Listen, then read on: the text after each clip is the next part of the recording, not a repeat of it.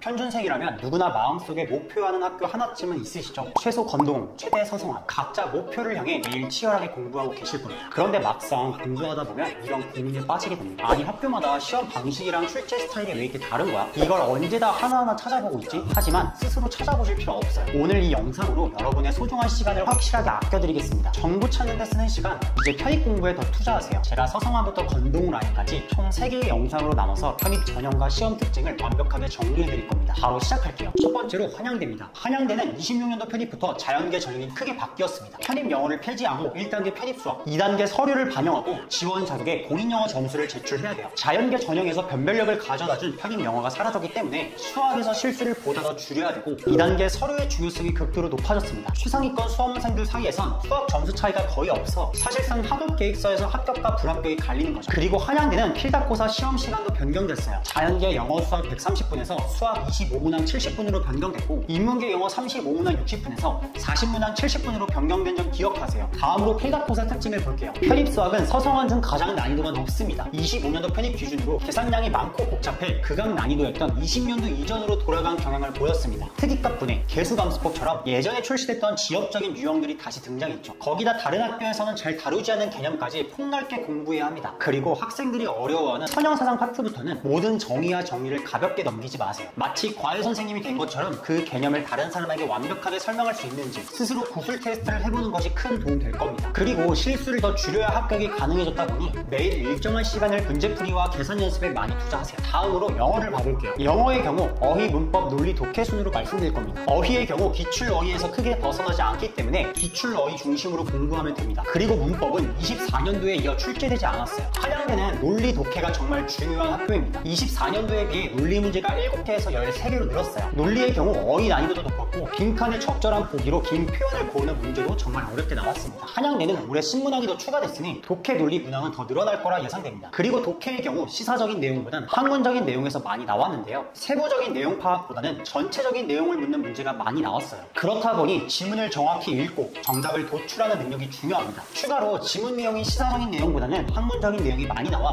전문 서적 등을 통해 배경 지식을 쌓아두면 큰 도움이 될 겁니다. 마지막으로 출제 경향이 비슷한 성균관대 기출문제도 무조건 풀어보시길 바랍니다. 두 번째로 성균관대입니다. 성균관대는 전형이 조금 복잡하게 나뉘어 있으니 모집 요강을 꼼꼼히 보셔야 합니다. 유형 1, 유형 2로 전형이 나눠지는데 유형 2는 학벌을 보는 전형이라 유형 1에 대해 설명드릴게요. 유형 1의 경우 필기고사와 서류 면접을 다 반영하지만 전형별로 다릅니다. 인문계는 필답고사와 서류, 자연계는 필답고사, 서류 면접을 반영해요. 자연계는 컴퓨터 교육과 제외 면접을 보지 않습니다. 시험 시간의 경우에는 인문계 영어 50문항 90분, 자연계 영어 25문항, 수학 20문항 90분 실시됐습니다. 다음으로 필답고사 특징을 볼게요. 편입 수학부터 보자면 개념의 정확한 이해와 기출 응용이 핵심인 학교인데요. 25년도 편입 기준 선형대수 공업 수학에서 어렵게 나왔습니다. 선대 개념이 얼마나 잡혀있는지 물어보는 문제가 다수 출제되며 공업 수학에서는 라플라스 변화 문제, 재차 방정식의 문제 등 신유형들이 출제되어 난이도가 24년도보다 어려웠습니다. 그리고 기출을 중심으로 비슷한 유형의 문제를 많이 풀어보시길 바랍니다. 영어의 경우 함정 문제가 많습니다. 딱 보기엔 쉬워 보이는데 채점하면 다 틀려 학생들이 멘탈이 많이 털리는 학교로 유명합니다. 어휘부터 봐볼게요. 난이도는 어렵지 않지만 수거 간용어가 매년 출제되므로 이에 대한 대비를 해야 되고요. 문법은 기본적인 문법 사항 및 문장 구조 파악하는 법을 알면 어렵지 않을 겁니다. 그리고 논리 파트에서는 문블랭크 유형이 많이 나왔어요. 빈칸 추론 능력 키우는 게 중요합니다. 마지막으로 독해 파트는 50문항 중 28문항이 나올 만큼 서성한 라인 중 독해 비중이 가장 큰 학교예요. 출제 유형도 한 가지에서만 나오는 게 아니라 글의 요지, 제목, 내용 일치, 내용 파악 등등 골고루 출제됩니다. 킬러형 문제 중 문맥상 적절하지 않은 단어 고르기 유형이 나왔는데 지문의 내용 파악뿐만 아니라 어휘의 뜻도 알아야 풀어서 대비를 잘해야 합니다. 그리고 독해 지문에서 학문적인 내용의 지문이 많이 출제되므로 다양한 분야의 지문을 통해 배경 지식을 쌓아두는 게 도움이 많이 될 거예요. 마지막으로 기출풀이는 보다 더 꼼꼼히 준비하세요.